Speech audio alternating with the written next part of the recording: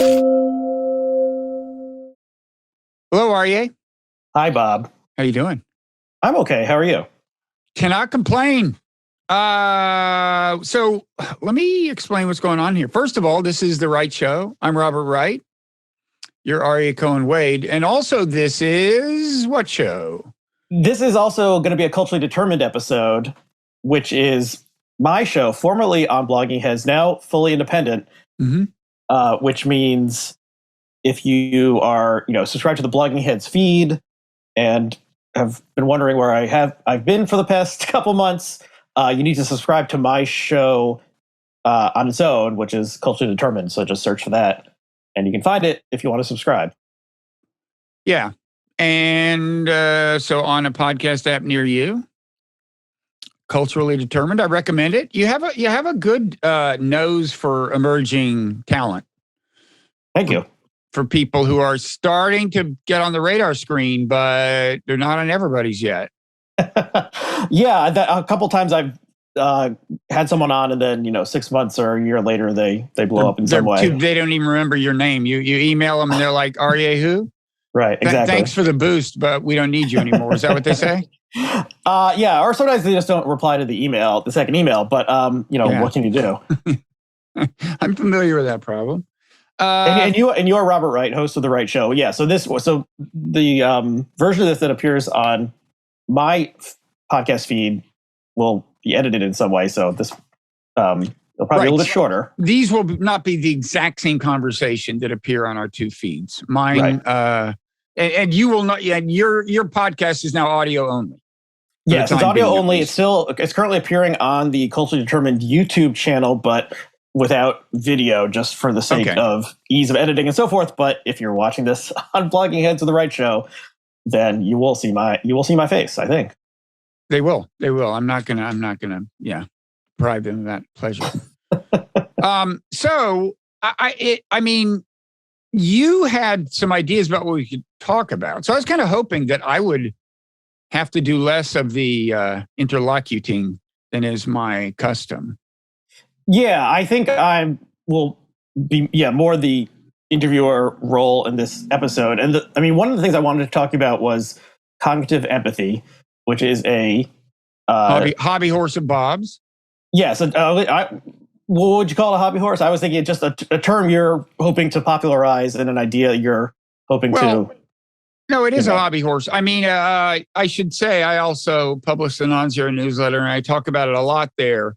It's not my term. I mean, empathy is just the cognitive distinguishes this kind of empathy from the more familiar kind of feeling their pain empathy or emotional empathy. Emotional empathy is identifying with the feelings of people, and cognitive empathy is just kind of understanding how they view the world. I mean, understanding what feelings they're having, but not necessarily sympathizing with them. It's just, trying to understand how the world looks from their point of view. So, classic example these days would be Vladimir Putin. You don't have to like him. You don't have to sympathize with him, but I do maintain that it's in your interest to try to understand how he views the world. Right. So one sort of meta question about this topic is cognitive empathy the best term to describe what you're talking about? Or if you want to spread this idea, is there a different term or something? Because it has, often when I've heard you talk about cognitive empathy on your show, you have to say, well, I'm not talking about regular empathy. And that is a potential hurdle to spreading a idea that will take the world by fire if immediately people are a little unsure what it means. So I was wondering, we over the years, we've talked about this behind the scenes back when I used to work for you at Blogging Heads, trying to come up with different terms to embody ideas that you wanted to get it out into the world. And why do you stuck with cognitive empathy? I mean, there's possible other ones like, someone taking someone else's view or perspective taking or walk a mile in their shoes or something like that could be a possible term instead. Yeah, it's a good question because I think I may write a book that's in one sense or another about this, because I do claim that it's the miracle cure, that if everyone were better at understanding other people's points of views, whether they're in a, fundamentally zero sum competitive relationship with them, or in a more cooperative relationship, or, as is usually the case, some combination of the two. Most people in the world are your frenemies, basically. The world would just be way, way better off. Fewer wars, more win-win outcomes, and so on. So, given that it is my hobby horse, and I may write a book about it, it'd be nice to have a term that doesn't put people off. And you're right that the word empathy tends to steer people in the direction of the kind of feel your pain kind of empathy. That's certainly true. And they're like, oh, so we need to understand poor Vladimir Putin. Is that what you're saying? And that's kind of a problem. On the other hand, I mean, I don't know what the answer is. As you know, one of my frenemies is Mickey Kaus, and apparently he's on your agenda. We're going to talk about him later, and I gather not in entirely flattering terms, judging by your email. He said a couple things on the show about me that were not entirely flattering either. Totally. So. Let's have a little dogfight here. Anyway, he and I have talked about this in the Parrot Room, which is the paywall version of our Friday podcast, and some interesting candidates have come up. I mean, one was cold empathy. One of our commenters came up with cold empathy, and that's in a way. See, I would have thought that cognitive kind of steers people in the right direction, and at least conveys that you don't mean regular empathy. It should at least signal like, oh, I need to hear more about what you mean, because you probably don't just mean regular empathy, or you wouldn't need the modifier, right? I would have thought that. But I have trouble. I mean, with people, I have trouble. Of course, see, part of the problem. Yeah, go ahead. When you start talking about empathy, and then your first example is Vladimir Putin, I think someone who's maybe half paying attention is going to be like, oh, you feel bad for Vladimir Putin? Like, that's sort of the, Right. Well, so I do think, I don't know, perspective taking is a term you've used also. That's a common term for it. It's not the sexiest term in the world. In a way, neither is cognitive empathy. I always thought there was an interesting contrast between cognitive and empathy that might get people's attention. Strategic empathy is another term. McMaster used that term. I'm sure he would deploy it differently than I would. He would have well, I don't know. Anyway, he has used that term. Katrina vanden Heuvel has used that term. And that, maybe that's more intriguing. I don't know. But you tell me what is the which of those is the book you would most buy? Well, I don't know what the best one is. I don't know. I think cognitive empathy does have these problems because empathy is the more common of those two words, and it has this touchy-feely connotation to it, and can lead people to think you feel bad for someone or you pity them or something like that, even though maybe that's not the dictionary definition of it. Yeah. So I do think that might be holding some people back. I mean, there's other, like I remember there was years ago, Black Blogging Heads, we had some idea for something called Other Eyes. And that's along the same sort of line or something, but I guess the Other Eyes-ism doesn't really make any sense, but I don't know, maybe if no, it does. I mean, looking through at the world through eyes other than your own. And there's a lot of directions you could go, including, as you suggest, putting yourself in other people's shoes and so on. None of these seem to me to have bestseller written all over them. But that's just, some books, are not destined to be bestsellers, and that's life. I do think, but see, the problem isn't just nomenclature. And this is one of the things I would address in the book, is that the actual cognitive mechanism of understanding someone's point of view is actually hard to divorce from becoming more sympathetic to them and more forgiving of them. That is a fact about the way the human mind works. I don't think it necessarily should work that way. I mean, I think I understand why it does work that way in terms of our evolutionary history, but I do think one should be able to separate the two, and that's a big kind of challenge. That you should be able to say, yes, I understand their point of view better now, and maybe even now I understand why it was almost inevitable that they would do what they did, and yet still say, if what they did was bad, they need to be punished. I feel kind of that way about Putin. I feel that the U.S. mismanaged the relationship, and what wound up happening not only was a fairly predictable outcome of U.S. policies, but was predicted going back years, even decades now. People said, if you start down this path of NATO expansion, here's where you're going to wind up. Then in 2008, they said, if you do what you're about to do, which is invite Ukraine to join, the guy who's now head of the CIA, Bill Burns, said in a memo to the Bush administration, Putin is going to start screwing around in eastern Ukraine if you do this, basically. And Bush did it anyway. So I on the one hand, I feel that it is in some sense you could use the word fault. On the other hand, he's the one who violated international law. We didn't. And to me, that matters. And so he's the one who deserves punishment. And I think you should be able to hold all those thoughts in your mind at once. That a lot of leaders in his position would have done this. It was particularly predictable given what we know about his own psychology. But, sometimes you have to, I think, knowing, completely understanding why everyone did anything probably naturally inclines you toward forgiveness, but we do have to punish people as a practical matter sometimes. So yeah, and there's some sort of deep, like, philosophical questions, like, underlying these things, like free will and does the self exist or something?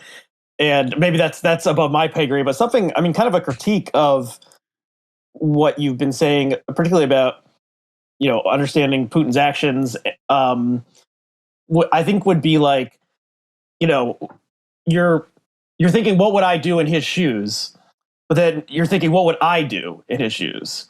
But he is different. I mean, he is a human, and he has some sort of natural concerns that anyone would have. But he also has his own unique history and psychology, and things that we don't share. Just different people or people not in his cultural milieu. So one thing would be, the sense of like the greatness of Russia and restoring some sort of sense that there's a like Russian exceptionalism and stuff like this. This seems to be part of Putin's psychology that led to the invasion of Ukraine. But this is not, if I'm projecting myself into Putin, I don't understand that. We Americans have our own American exceptionalism type things, and it's hard for us to understand how other national psychologies function. And so your critique has been a lot about how like NATO encroached further and further into the former Warsaw Pact countries, and then into like former Soviet satellites, and then right up to Russia's border. Well, former Soviet republics.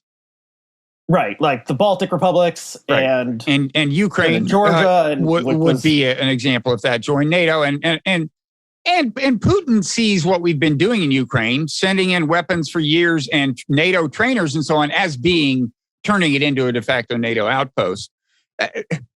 But in answer to your question, I mean, you're right. You can start the exercise of cognitive empathy by saying, well, what would I do?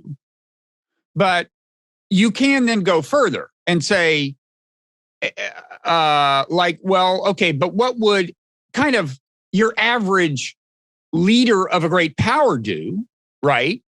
Leave aside particular Russian history and culture. You can say, well, what would an American president do if, like China, what it considered its big rival, did a security pact with Mexico, which meant that China could start putting troops and weapons in Mexico, and was already sending weapons in, and so on. And that's part of cognitive empathy. Is just is not the question of what would you expect Putin to do, but various more generic forms of the question. What would I do? What would the leader of a great power do? What would you expect the average leader of Russia do? Because we know, for example, that Boris Yeltsin, who was very different from Putin, was really steamed about this NATO thing too.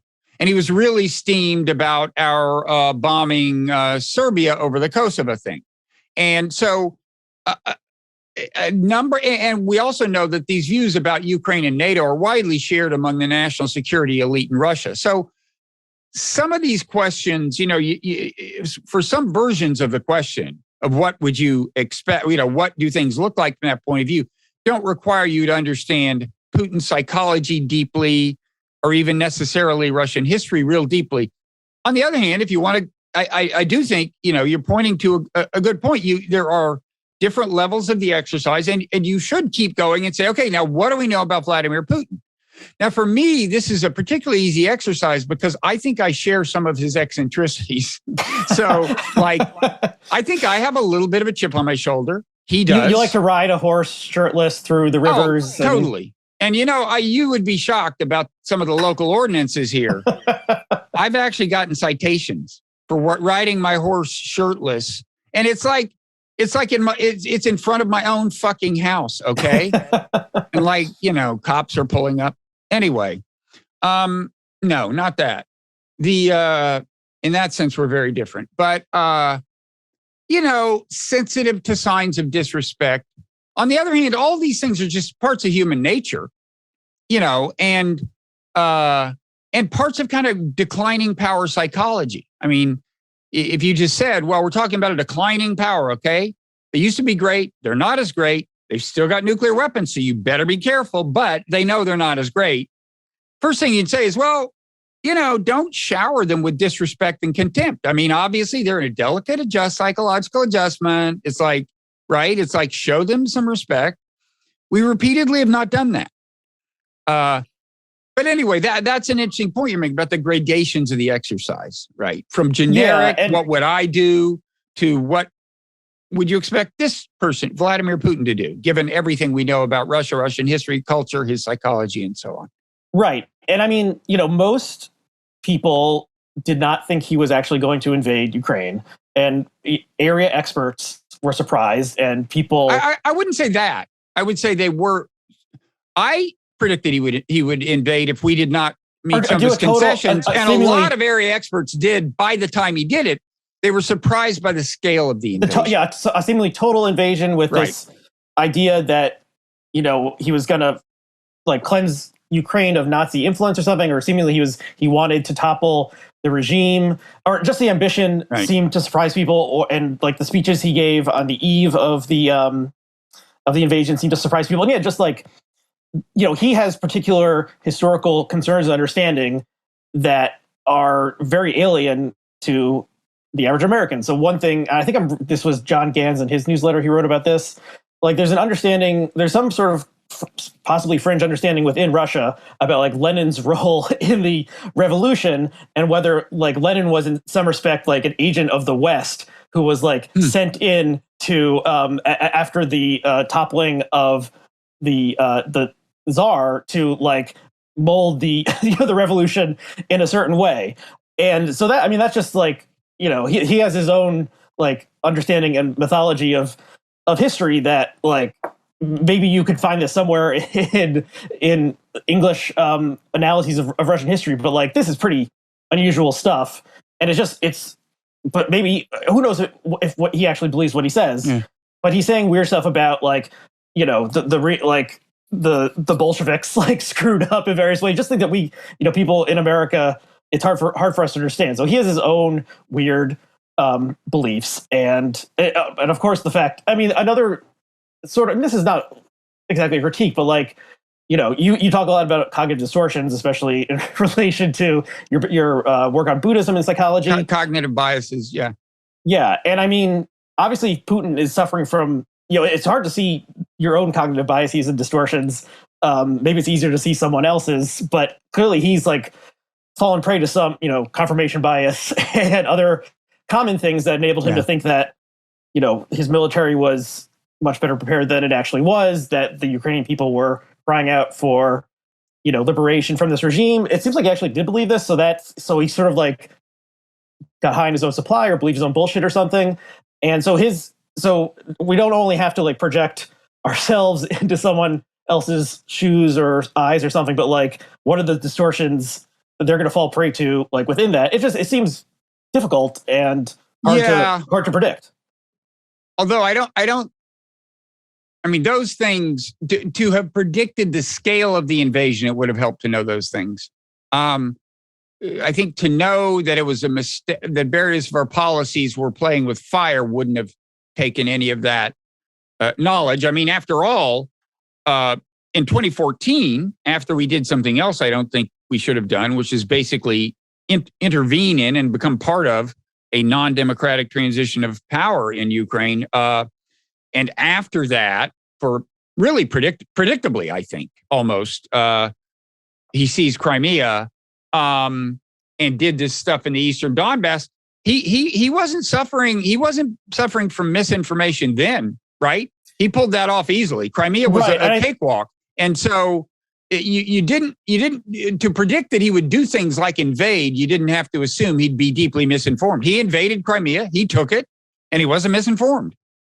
Yeah, and also, I mean, this is sort of arguing against the kind of foreign policy that probably both of us would support. But like, in retrospect, like, should he have been punished by the international community more? Because he basically got Crimea. I guess there were some sanctions or something. It was, barely a military conflict, and it wasn't like, and Russia did not become an international pariah. Everyone was sort of like, well, this is messed up, but we'll sort of like let you go. No one else recognized it, but he didn't. He was. If you look at things from his perspective, intervention in Georgia in 2008, intervention in Ukraine in 2014, he more or less gets away with these things without paying any sort of real price, and he's still in charge of the country.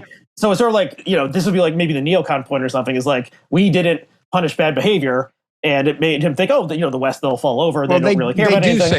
They do say that. I would say the Georgia thing, he didn't really start. I mean, the Georgian president, Saakashvili or whatever, thought he was going to get more Western support than he did. But I think he started the hostilities. There was a separatist part of Georgia that was already occupied by Russian troops as part of an EU peacekeeping deal. Okay. Mm-hmm. And they did not, as I understand it, fire the first shot. That said, he then did take advantage of the opportunity to go into Georgia proper and so on. He sort of made a series of like semi-risky geopolitical bets, and they didn't backfire on him. Over his until 6 weeks ago, seemingly. Right. And so you get to see how someone who is both a authoritarian leader who's surrounded by a coterie of people who want to kiss his ass and tell him only good news, who also has like demonstrably pulled off various international exploits without suffering any strong consequences and winning various territories and stuff. He was like, okay, this is just number 3, and it'll be so like obviously some he gambled. He was either much more of a gambler or much more poorly informed, or I don't know. Like, I mean, you wrote a piece like, is he crazy? Like, he doesn't seem. I don't think he's like seeing visions or something. But clearly, like, he wasn't getting super accurate information about the state of the world. Yeah, and I think he just developed a real bee in his bonnet about this because he felt consistently disrespected. And I know the feeling. Nobody likes to feel disrespected, and it's like, and I think that really was kind of simmering within him. And I don't think, he's crazy in the sense of hearing voices, but I think that may have contributed to some decision-making that wasn't wise. I mean, I still think he could come out of this war okay politically in terms of domestic politics, but I think it's hard. It's hard to say. I mean, maybe this is, like, okay, so there was clearly a failure of cognitive empathy on Putin's part, because it seems like he really did believe that Ukrainians would greet the Russian invaders as liberators, and that this would be kind of a cakewalk. Seems that way. And it, invaded, like, leaders of great powers continually convince themselves that invading another country will be a good thing, and it seems to rarely work out well. We did that with Iraq, yeah. Yes, and like, what what was the last great power invasion of another country where the people were welcomed as liberators? Is there? I mean, can you think of one after 1945? And a lot of those countries were occupied by Nazi Germany. So, countries don't like being invaded, and rarely welcome welcome their invaders as friends. Like this, I don't know. It seems it is. Obvious, of course, Ukraine is nothing like the relationship of Iraq to America in the sense that everybody there speaks Russian, many as their native language, and many of them identified with Russia. Now, I think more of them identified with Russia, 10, 15 years ago than did now. And I don't think Putin totally got that things had changed. I mean, his conception of Ukraine goes way back. He took his honeymoon in Ukraine, okay? Ukraine, Crimea, and I don't think he has updated his conception of the changing sentiment much, especially the changing sentiment since 2014. That said, I suspect that we have an overly simple conception of where various allegiances in Ukraine lie, and that may now be coming to the fore. I mean, this thing is our conversation will post Tuesday. We may know more by then, but I think the war is moving to a part of Ukraine where more towns are going to feature at least some Russia sympathizers, possibly, especially since the ones who are leaving and heading west tend not to be the Russian sympathizers, probably disproportionately. So I think, but yeah, I take your point. I mean, he didn't totally get the picture. There's no doubt about it. I am told that he doesn't use a smartphone and barely, if at all, even goes on the internet himself. And I think he relies on the old-fashioned intelligence reports. And, that's obviously asking for trouble in the current environment. Right. And yeah, I mean, and just, in terms of like the geopolitical chess kind of thing, I guess he thought that this would dissuade Ukraine from ever wanting to be in NATO. But, now like Sweden and Finland want to like join NATO. So it seems like that was a huge strategic miscalculation just in terms of the, pieces on the board kind of thing. So yeah, is this like the biggest, this seems like a bigger like international like misadventure disaster than like for the country itself, the invading country, than Iraq. I mean, just like, well, who knows? I mean, we're only 6 weeks into this disaster, but it just seems like, Iraq was a catastrophe, like stupidest, one of the stupidest things in American history, definitely the stupidest like foreign policy move in my lifetime. And like after 6 weeks, this seems worse for Russia, but I don't know. Like there's no chance that George Bush was going to be reelected. Bush got reelected. Bush got reelected, and there was no chance that the CIA chief was going to like shoot Bush in the head. There seems very little chance that the head of whatever the new version of the KGB is called will shoot Putin in the head. But it seems like that is somewhat of a possibility that there could be a palace coup. There could be one. I mean, so we're taping this on April 13th. It's almost it's like 6 days before people will first see and hear it. But I think, a lot depends on what he winds up with. I think given that, I think he didn't plan for this to last this long. He thought it would be wrapped up, certainly by now. Even though, they may not have been, there probably was a plan B. They probably thought, well, if Kyiv doesn't, if regime change doesn't work, we at least wind up with the Donbass and some other stuff in the east. And that's where they are now. And I think, again, this is one place cognitive empathy comes in. We are assuming there's a common assumption in the West that now things, it's already been so costly for them that he can't come out of this without facing grave dangers on the domestic political front. And I don't think that's true. I think if the next 2-3 weeks went swimmingly, which they may well not, but if they did, and he wound up controlling all of those two provinces in the Donbass, Luhansk and Donetsk, and the land bridge, to Crimea and parts of Kharkiv province, maybe not the city itself, whatever. And he hung on to a lot of that. I think that could be seen as certainly as enough of a victory in Russia. And I think one thing we tend to miss is that how much of a price it's worth paying from the point of view of Russians depends on how the war is framed. Like we're thinking, wait a second, you went and picked on a dinky country and it cost you this much blood and treasure. You can't consider that a win. But remember, they're not thinking of this. He is framing this, and with some justice, actually, as a fight against the American empire. Okay? His whole framing of this war is that it's not like, hey, we're going to squash Ukrainian democracy. Okay? That's not the way they think of it over there. They're like, America was behind the 2014 Ukrainian coup. America's been sending weapons in there. America is just the other day, Austin, our Secretary of Defense, tweeted proudly, hey, we just trained some more Ukrainians in America. We're going to send them back to Ukraine. Now, that is publicity gold for Putin, okay? That's exactly his narrative. And to the extent that people in in Russia, accept that framing, he can get away with a lot of dead bodies, a lot of dead Russian soldiers, if he has something meaningful to show for it. And he says, the American empire tried to stop us from securing these Russian-speaking parts of Ukraine for, the welfare of native Russian speakers or whatever.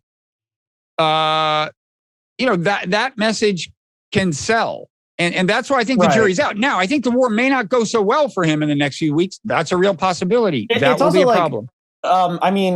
Let's say that instead of invading the entire country, he had only invaded, the separatist regions. Or let's say that he decided to pull back and say, we've decided to give peace a chance. I assume the Russian mass public would have gone along with any of those decisions and widely supported them, because they seem to, the media and just like following patriotism and following the leader, they would have been like, oh yes, if he had decided, let's pull back and we'll talk. And they end up cutting some sort of deal. I don't think there'd be like an uprising in the streets saying, no, we want the Donbass. Like, I think people just would have gone along more or less with whatever he chose to do. So it's weird that this one man's individual decision so much weight upon it. It seems like he needs something, and maybe it'll be like recognition of Crimea or something as part of Russia. But whatever, I think he could probably, if he stays in power, he can sell whatever it is and say, oh yeah, we killed all the Nazis and we liberated the Russian speakers, and the domestic consumption, we'll buy it. The thing is, if there's like some coterie of leaders in the elite who, want their yachts back or something, or just want Russia to be sort of a normal country, and, I would say he's much more threatened by elite opinion. And there's a smaller coterie of elites, and most of them are like directly loyal to him or his childhood friends or something. So that's, one way an authoritarian stays in power. But that seems more the threat to him than, the people uprising, because they seem to just go along. Yeah, whatever he says, unless there's even more disasters, years of disasters. First of all, the oligarchs do not have as much political influence as they had under Yeltsin. Okay, that was a change that Putin made. He made it clear who's in charge here. It's like you can go and make your money, but I am not going to be hostage to you. That apparently is a real change that happened. He put at least one of them in jail to make the point. Mm-hmm. And that they had to kind of not cause political trouble for him. Okay, if they wanted to keep making their money, that doesn't mean they are of no significance, but they don't have as much influence as they may have had under Yeltsin. Meanwhile, there is also among elites, national security elites, and so on, there is a strong, kind of nationalist sentiment. There was some pressure on him to do something in Ukraine. I don't mean he really needed the pushing. I think he wanted to do something, but there are people who there are some voices in Russia of some significance who wouldn't be satisfied with just the Donbass. Now, he could have totally sold that. And I also think if he had gone in a more obviously circumscribed way, like just pushing the frontiers on the Donbass, I think he might not have encountered nearly as draconian a bunch of sanctions either. I think it was partly the shock and awe part of the invasion that galvanized Europe. And so I think that might have been smarter in a number of ways. Right. And so then, I mean, so something I think, and sometimes I read the comments on your episodes, and something I've seen the commenters criticize you about is empathy and or cognitive empathy for the Ukrainian people and their agency within this, great power struggle, and they are the ones fighting and dying in this battle. And they, I mean, I don't think they're going to get like Ukrainian public opinion is. I mean, it would take like a real war of attrition or something to really grind them down, and the atrocities that are like being uncovered from incompetent Russian occupation of various towns and so forth, is not going to make the average Ukrainian more eager to cut a deal. I think they're going to be outraged and they want. Yeah, I have written this in the Friday edition of the newsletter, Nonzero newsletter. I said exactly that part. The positions are hardening on both sides. Now, as for but it's interesting when people say, "Hey, Bob, what about some cognitive empathy for the Ukrainians?" Often that means they're not getting the first point, that cognitive empathy is not the same as emotional empathy. Often what they mean is, shouldn't we care about their welfare? Well, of course we care about their welfare. I'm one of the people who was arguing that we should engage in serious negotiation to prevent the war and keep a bunch of them from being killed, okay? But as for, if you're trying to stop the invasion, the exercise of cognitive empathy needs to be primarily directed toward the guy who's going to decide whether there's going to be an invasion. That would be Putin, right? So, and I don't think we were doing a good job of that.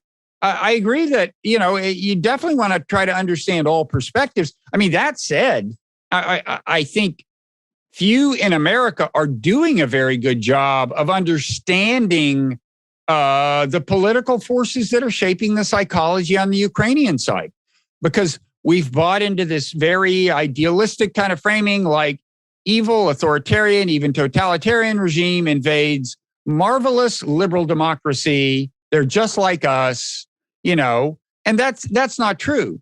There are, Zelensky has, I think, been under some pressure for some time from the hard nationalist right, which includes this Azov Brigade with its Nazi past and includes the political forces that it's aligned with.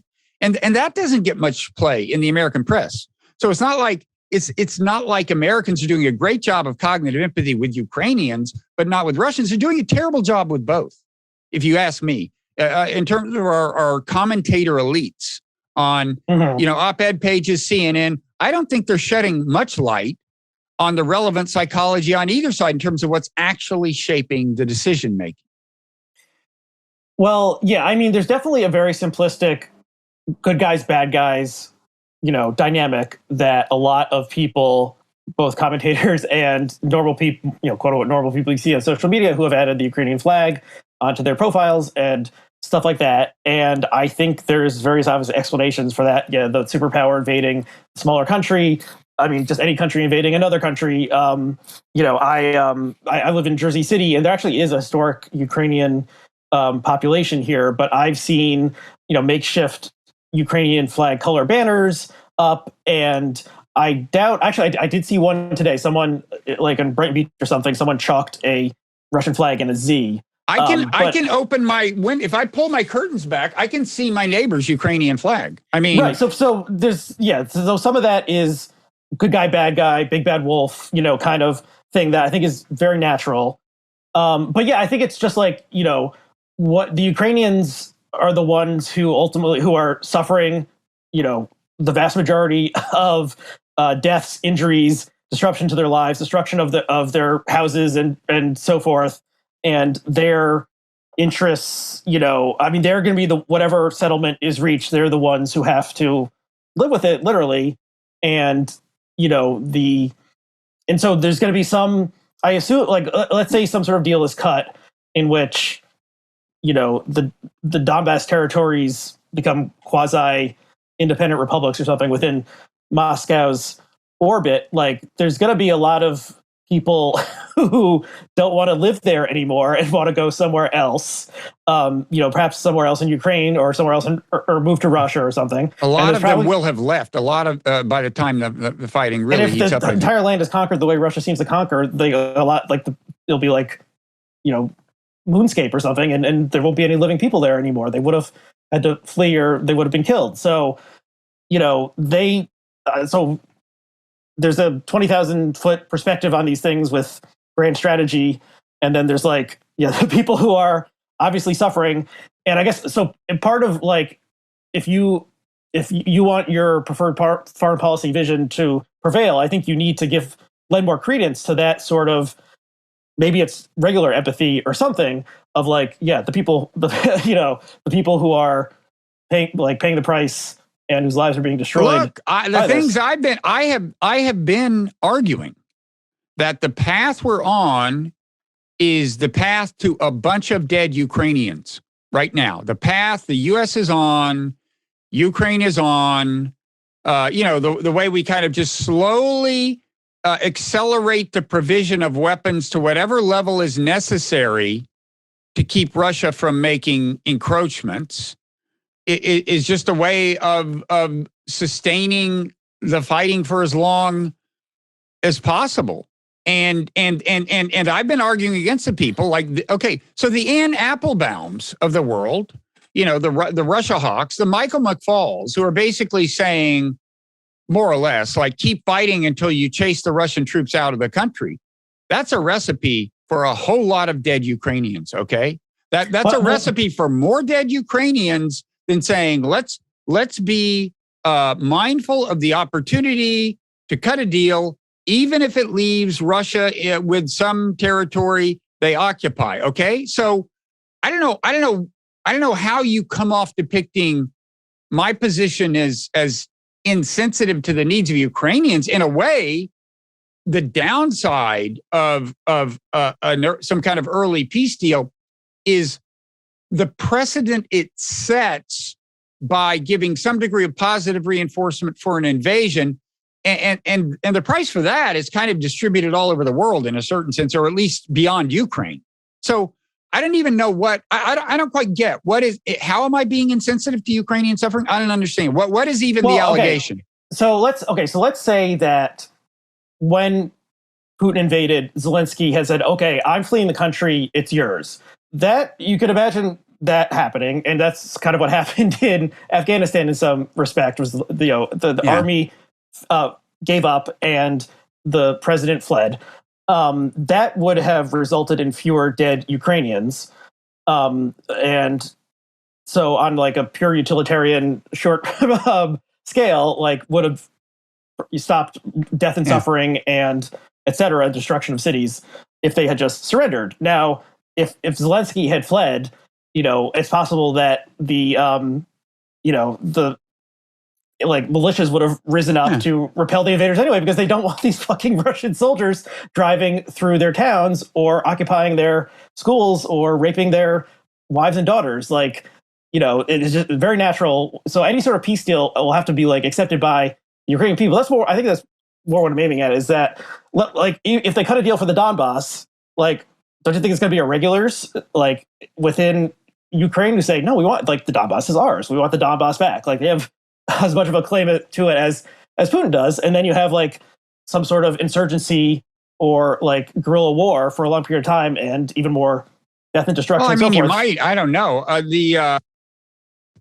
I'm just making the point that it's far from clear that the people who purport to be so concerned about the welfare of the Ukrainians have tended to advocate policies that maximize the chances of Ukrainians dying. And it goes back to before the war, when they did not want to negotiate meaningfully with Russia. Okay.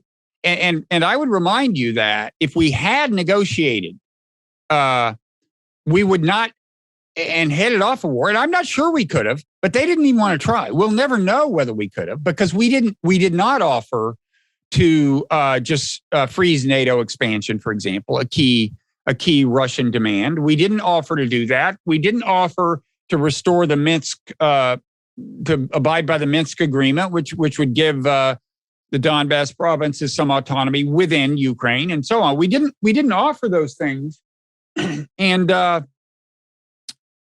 for all we know, that would have prevented a lot of death. It would have given no positive reinforcement for invasion. That would have been kind of positive reinforcement for threatening to invade. But look, I'm just making the point that I don't understand.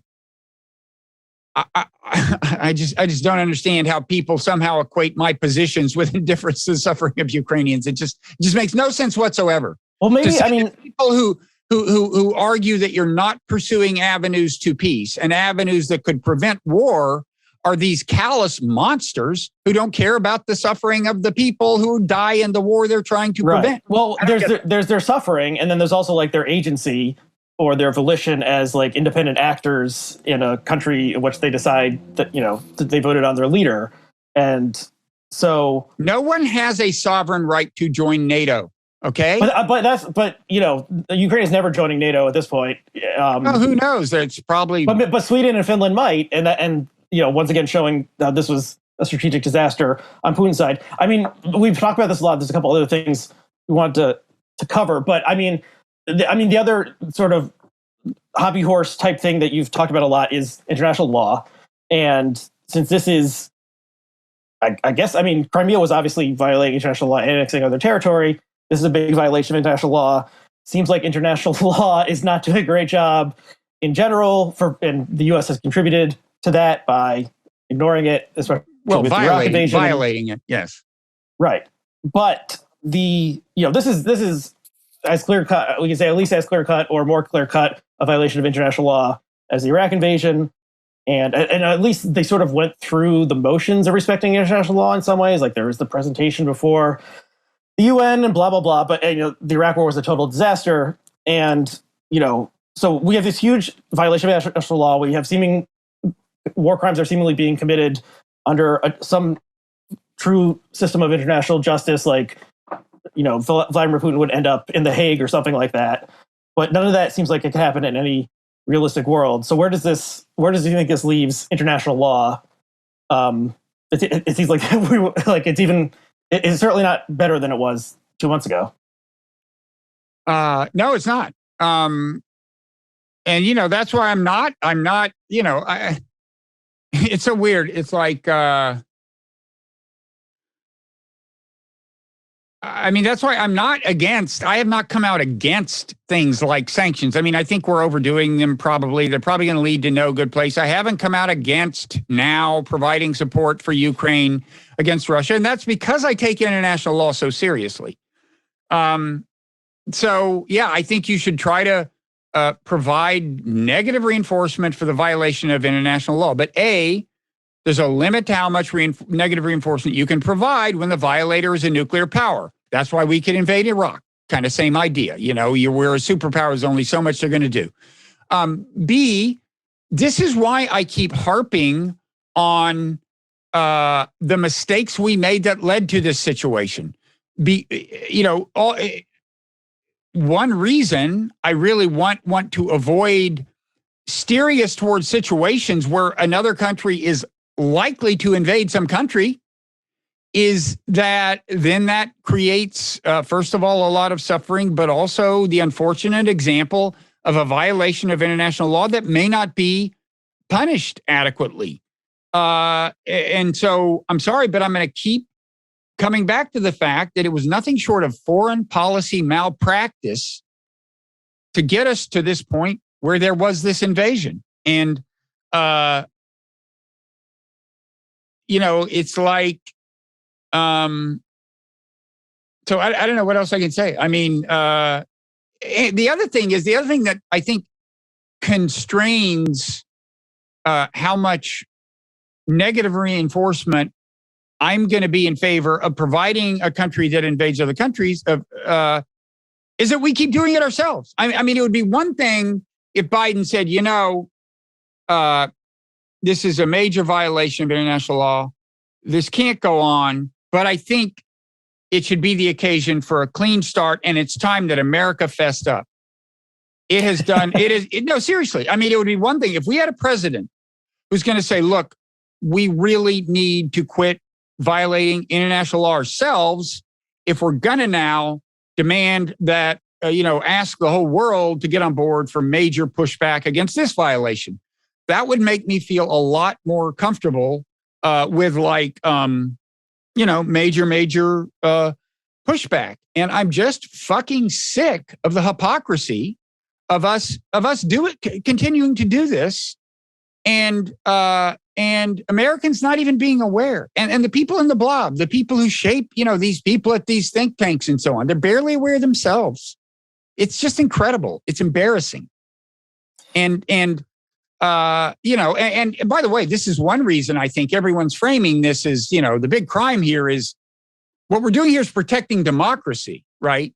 That's an easier thing for us to say, because if you say we're protecting, we're defending principles of international law, well, that's obviously bullshit. We are the leading violators of international law over the last 30 years, probably. There's some competition for that title, but we're as bad as anybody. Russia is giving us a run for our money, for the last 10. For the last 10, yeah. But over the last 20, 30. Well, someone who actually, what you're saying, I don't think any American person is ever going to give that sort of like mea culpa speech. But someone who sort of gestured in that direction was Donald Trump, who said something like, you don't think we're killers? Like, we're killers. Like that was sort of his cynical level. Someone said something bad about Putin, and then he defended Putin by saying you think we haven't killed? But he would never. But Trump would never say a kind word about international law. No, he doesn't. He doesn't give a shit about any law, domestic or international, especially when it constrains him in any way. Okay, we talked about this for a while. Should we? I mean, other possible topics were me complaining about Mickey, and talking about the future of blogging heads. Yeah, well, it's your call. You're guiding the conversation. Well, I'll complain about Mickey briefly at least. Okay. And so Mickey Kaus, I encourage that. Blogger, blogging pioneer, co-founder of Blogging Heads, current weekly conversation partner of you in the Parrot Room and the pre-Parrot Room conversation.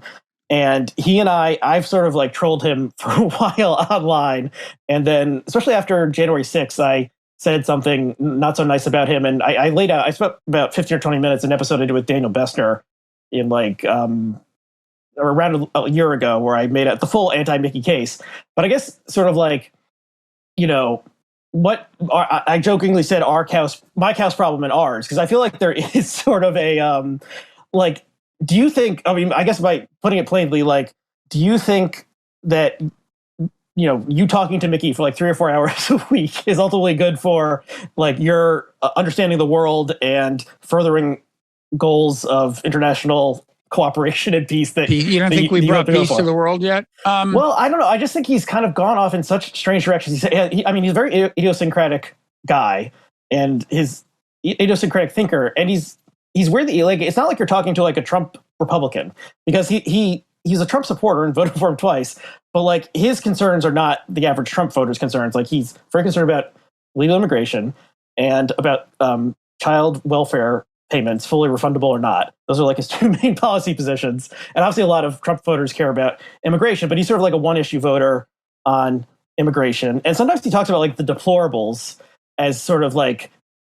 he's part of that group. But I just think well, you consider him deplorable, don't you? I do, but the people who self-identify as deplorables or patriots or something, who are sort of the, marching beneath the Trump banner, he does not speak for those people. He's not he's not a lifelong conservative, and he doesn't believe in the pedophilic cabal of blood drinkers who Trump was fighting against. He has his own weird angle into Trump. So I think it's I think you could learn more about the world if you're talking to a genuine MAGA person every week. Well, I think he's not full on classic MAGA, but he understands. I think he understands the MAGA perspective. I think he's more in touch with it than I am. Although I try to stay in touch with it. But I know the way he frames issues. It just seems like obviously he like consumes right-wing news and like will reference Breitbart and other right-wing news outlets and Coulter, but I don't know. He just it's an odd perspective. But anyway, the anti-Mickey case is sort of like, is like Mickeyism like infecting Bobism in a well, do you see signs of that? You'd be a better judge than I. Well, one thing, and I mentioned this in the document I sent you about topics, would be like conspiratorial thinking, because Mickey is very conspiratorial in his understanding of politics, and he popularized this term kabuki, which is like, there's sort of like a dumb show in front that the politicians are acting out, but like the real stuff is happening behind the scenes. And I think there's like that's not a crazy way to understand politics, but he often seems to think there's hidden machinations behind the scenes and something is really going on, or like what's the real thing, who's like really talking to Biden and all this stuff. And I don't think, there's, we're living in a very conspiratorial time, and the events of the past couple of years have shown how many Americans believe conspiracy theories in general. I think they're generally false, and I think it's not a profitable way to really think about what's happening in the world. And I don't know, that seems to be sort of one of his core and you see signs that I'm being infected with this? Is the tinfoil hat I'm wearing now the... Well, he puts on a tinfoil hat sometimes, literally, when he gets into his more speculative. Yeah, we should emphasize that he's joking when he does that, right? Well, he has lots of props. But yeah, you do two episodes more or less a week with him, then one episode where you're talking to someone. I'm one such someone today. Usually, it's someone who knows more about the world than I do, but it's like, that much Mickey exposure, I feel like, is not good for clear thinking about the world, because I just think he's wrong about so many things, and one of the most obvious is that he voted for Trump twice. Yeah, I don't really see signs that he's influenced. I'm trying to think. First of all, you're right. I have another show I do that comes out every Tuesday. That's always with somebody else, and those tend to be. That's where I tend to bring on area experts and stuff, and first of all, look, the idea of a podcast conversation that's regular, right? 2-3 people, same crew, that obviously seems to have some audience appeal just generically. A lot of people do it. And the feeling like, okay, I know what this chemistry is going to be. I like it. Not everybody likes our chemistry, Mickey and my chemistry, but some people do. I like the chemistry more than I like what Mickey's saying, for sure. Right. That's the other thing is it's not like there's a whole lot of different people I could do this with. Mickey and I have a very distinctive relationship. We've known each other a very long time. And there are big contrasts in our ideologies, but there's a kind of a commonality in our sensibility. You know what I mean? It's like, and that's why on the conspiracy thinking, I don't think I'm in principle all that far away. I think we're both kind of have a somewhat cynical view of the way the system works, and go around as, carrying us, I think, an assumption into our assessment that good journalists should carry, which is that things may not be what they appear to be. I'm definitely carrying that into the war. The Ukraine war, there's so much sympathy in America for Ukraine. And again, that's where my sympathies lie. But it so pervades the media's presentation to it that, I'm always trying to look deeper whenever any kind of, story comes out with a pro-Ukraine spin. I immediately, do a second check, because I think that's what you should do. War is an especially reliable disorder of information. Anyway, I think Mickey and I are both inclined to do that. So anyway, I'm just saying there's certain things about our sensibility that we have in common that I think facilitate chemistry. And then there's these contrasts, both in our ideology and in some ways in our characters, in some ways. I don't know what, it sounds like you actually listened to it. As conversational combinations that you deplore go, it sounds like this one is one that continues to attract you more than many, maybe. Yeah, I have, been a listening, watching blogging heads for many years at this point. I guess about 15, and know you well, know Mickey a little bit. I keep on listening most weeks, and I find it compelling, but also very frustrating. And there's times where I'm shaking my fist at the conversation. So it's definitely compelling, and wishing that I would give more pushback. My defenses have been worn down in some ways, I admit. Yeah, how much pushback can you offer when you're in this? I mean, you have a friendly relationship, but it's also a professional relationship because you're making money off of the Patreon, and then it's sort of like could Laurel tell Hardy to go fuck himself or something? You guys are paired together.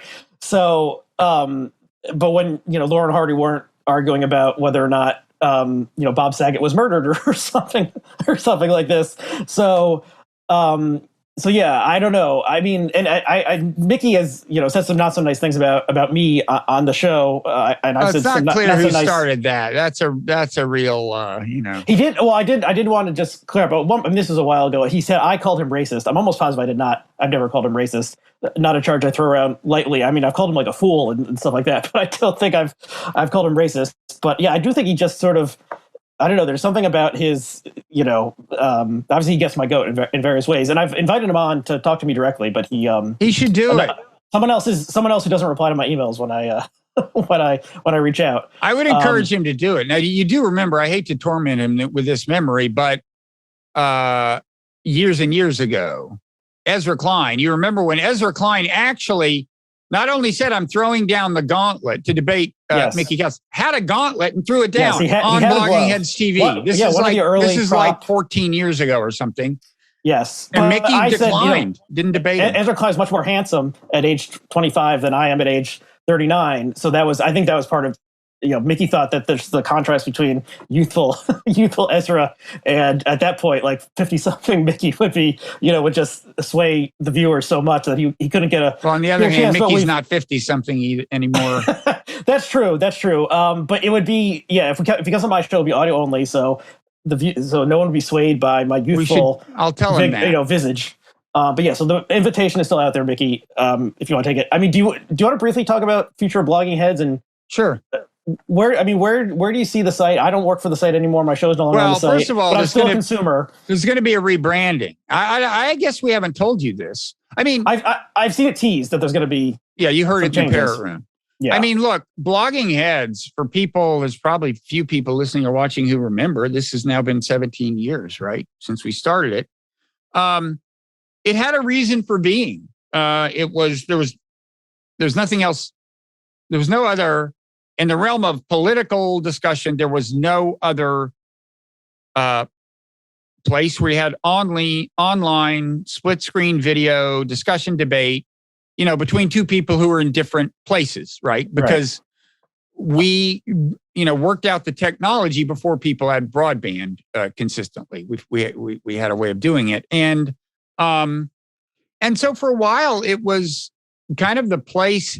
Also at the same time there was this group of people who were now influential in print journalism, but they weren't quite MSM. They were bloggers. And you didn't see them on cable TV by and large. You might see the New York Times correspondent. So blogging heads became, first of all, the place for video debate discussion about politics online, and also the place where these, a lot of these people, Chris Hayes, Ezra Klein, Matt Iglesias, this is where they first showed up on video. Ari Melber, a lot of cable TV people. And as you know, for a while, it was a feature on the New York Times. So unusual was it, right? It was like hard to believe, right? Like imagine like the Times goes to us to provide the technology. They did. No, they did. True, yeah. They weren't doing it. But now we've gotten to a point where any two people can easily arrange a video thing and put it on YouTube or put it on Substack. The reason for blogging heads' existence is gone. There's anyone can do it. It may be that I could have, if I'd focused on this exclusively and been better at various things that I'm not great at, and maybe not spent time writing books, maybe I could have turned it into the Madison Square Garden of this, and it would still be that, and it would still be the place that people aspire to be seen. Who knows? Anyway, I didn't. It's not that. So, So it's just, so we've been basically encouraging, I mean, first of all, it had changed from, it had become a place where there were just basically a few regular or semi-regular shows. And we weren't doing a lot of setting up of these one-offs, which we used to do. Remember, remember, we used to like go out and look and go, oh, these two bloggers are arguing. Let's have them on. And they'll argue with each other in video. It was no longer that anyway. It had like, your show, DMZ, my show, The Wright Show, The Glenn Show. About a year ago, we started encouraging people to spin off their things onto their own YouTube channels. One thing that had happened is that in addition to the Blogging Heads site, we had the Blogging Heads YouTube channel. Because we were convinced by this guy who knows a lot about YouTube that it actually would make sense for all of us in terms of building up audience. So Glenn has moved to his own channel. DMZ is about to move to their own YouTube channel. You have done that, although for now, it's just audio that's on your YouTube channel, the Culturally Determined channel. Yeah. And so once it's complete, we're going to change the name to something with Nonzero in it, which is already the name of my newsletter. And it may have my name in it. There's a case for that. But it will definitely have Nonzero in it. And, it's a little bit of brand consolidation. As you know, there's probably two more brands than are optimal floating around my orbit. So the name of this will be a change in the name of the YouTube channel. I think ultimately what is called The Wright Show as an audio feed and as a show on the Blogging Heads network, the audio feed will become Robert Wright's Nonzero. That'll probably become the name of the YouTube channel. Anyway, certainly Nonzero will be there. That'll be the unifying thing more. It's from my point of view kind of bittersweet. But that's life. I mean, Blogging Heads was this great thing, and the archives will be there, and there's incredible stuff in the archives. I mean, tons of people were on Blogging Heads,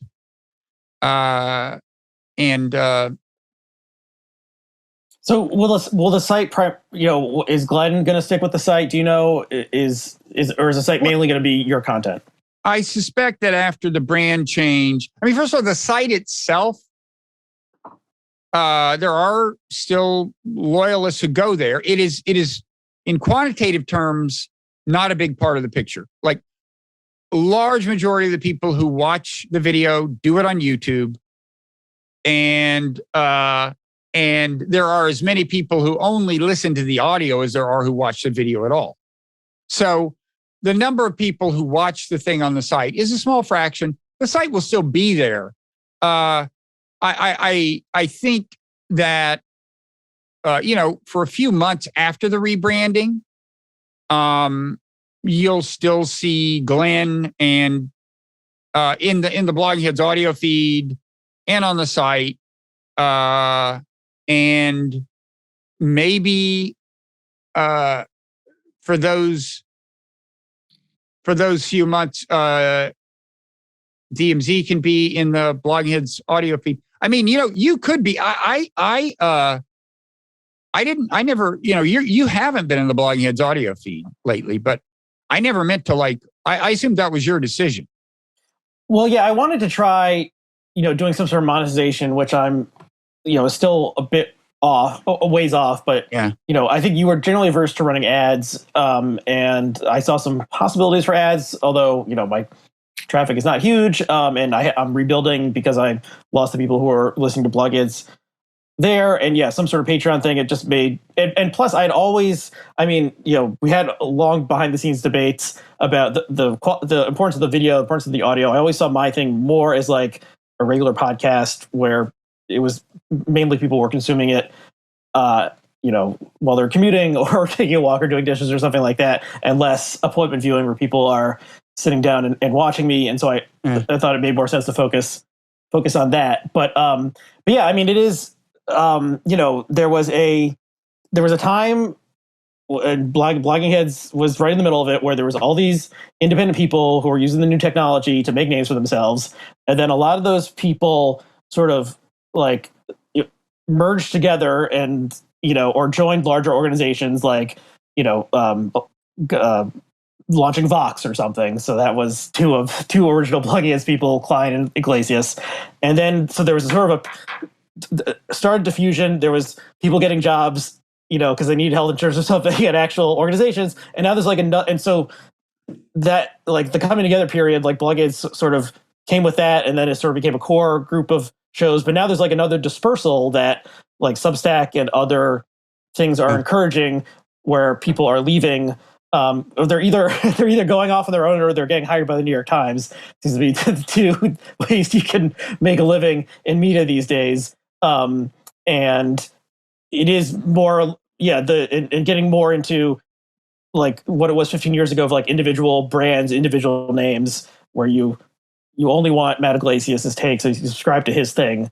And fewer people are, I don't know, it seems like the energy is more in personal branding and individual personalities and stuff like that, which it does vibe with sort of like a hosted podcast. Right. And as far as Substack, whenever anybody on Substack wants to have a conversation with somebody else, they can use Substack to distribute that. They can easily record it as audio, video. So, yeah, the landscape is changing quite a bit. I would, if I were you, I would stick at least some of your audio podcasts in the Blogging Heads audio feed while it is a unified feed, which is to say over the next, month or two or whatever. And have a thing up front telling people that if they want to keep getting your show, they should subscribe to the Culturally Determined podcast feed. Yeah, maybe we can figure something out. Because the Blogging Heads feed still does pretty good traffic. It does about, I am on both feeds now, the Wright Show and Blogging Heads, and the two have about the same number of subscribers. Right. The audio podcast. But just the energy is less in subscribing to something like Blogging Heads than in subscribing to Robert Wright's thing, Glenn Lowry's thing. Well, that's true, but it never hurts to also be, it's like Ricochet does a super feed of all these conservative podcasts. Okay, and you can subscribe if you're conservative to the Ricochet super feed. Now, we're not going to continue that for, more than another 5-6 months, but and maybe less, but I'm just saying, I think it's in your interest to do that and advertise the fact that you have an independent podcast feed. We're advertising it now, but it doesn't hurt. Yes, and that Culturally Determined, whatever podcast app you use, subscribe, rate, and review, tell your friends. Okay, we've gone on for a while, and I'm not sure if I have anything else. So maybe we should wrap things up there. I suppose, yeah. I think we've gotten to almost everything on your list of topics. So that's not bad. And yeah, people should check out your show. And they should check out DMZ. All the Blogging Heads legacy shows, and and needless to say, the Glenn Show, which is doing very well. Yes, I think the content is still generally strong, but yeah, it does. Yeah, I think it makes sense. Rebranding makes sense to me. It seems like there was that old model. Time had passed it by. So I am somewhat sad if Blogging Heads, the brand, is being replaced or something, but it makes sense for I think, given what the world is like these days. Yeah, plus let's face it, the term blogging doesn't sounds like. I was saying this for a long time. Yeah, blogs are dead and TV is sort of dying as well. And then you're just stuck with heads and, Well, plus, I mean, people may not get the reference anymore to Talking Heads. I mean, Talking Heads was not just the name of a musical group, which many people have probably forgotten, but also it was a reference to what the term we used to use for like people on cable news and stuff and evening news. They were Talking Heads. So it's an antiquated brand in so many ways. And I think it should get a proper, I don't want to say burial, but a nice place in a museum. Or maybe it's a museum of its own. And the archives will be there. Okay, well that's good to hear. There is, I mean, I can imagine future like intellectual historians. I think actually Daniel Bessner said this explicitly. Using the Blogging Heads archives as a way to understand. I'm telling you, man. I was just looking at the 2008 conversation between Bob Kagan and Frank Fukuyama on Blogging Heads TV, where Frank is saying, Putin is going to be. He predicts it basically. He says, I think the stuff we've done in Kosovo, there was the intervention and now we're pushing for Kosovo independence. It's driving Russia crazy. I think they're going to use it as an excuse to start screwing around in Georgia. Frank calls it. Okay. And these are significant. There are a lot of significant conversations. Yeah. And especially, I know that a lot of, just people who sort of mid-level intellectuals or writers or thinkers who kept blogs, a lot of those have sort of like link rot, like sort of, they forgot to pay their, pay to keep the URL or something, or the whatever was hosting it disappeared. And so there's a lot of stuff has vanished from that era of blogging. So keeping. Yeah. And I should say, I think we're just going to, the site itself, Blogging Heads TV, I think we're just going to leave it that URL. It will be where the archives are. And my stuff will probably continue to post there. I mean, for the months to come, so will Glenn's and so on. But there's no reason, if you're going to put a video on YouTube, if I'm going to have my show on YouTube, there's no reason it can't be there. But the main thing is that, and I don't, even though, YouTube channel, the podcast are changing to Nonzero, we will probably put something up there to signify that. But I think at that one place, the term Blogging Heads will survive, both at the URL and in some form in the logo, and the archives will be there. And in fact, we're actually cleaning up. We're actually going through now and making sure, because there are some dead links. So there's some links where you don't get the video, but you get the audio, or you blah blah blah. We're cleaning that up. Okay, that's good. That's a service.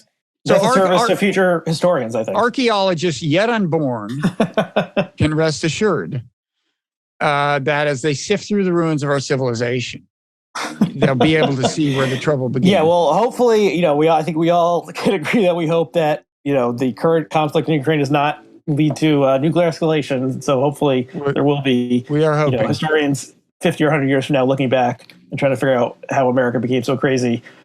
And Blogging Heads could be a resource for that. And by the way, I don't think we explicitly said, a lot of people know that you worked for Blogging Heads for a long time and played a big role in a lot of our early successes. So there. Yes, and proud to have contributed to the cause. But now doing my own thing, culture determined, YouTube, check it out. Podcast feed. ARYEHCW on Twitter if you want to follow me there. Yeah. Amen. All right. Okay, thanks, Bob. Thanks, Aryeh. See ya. Bye.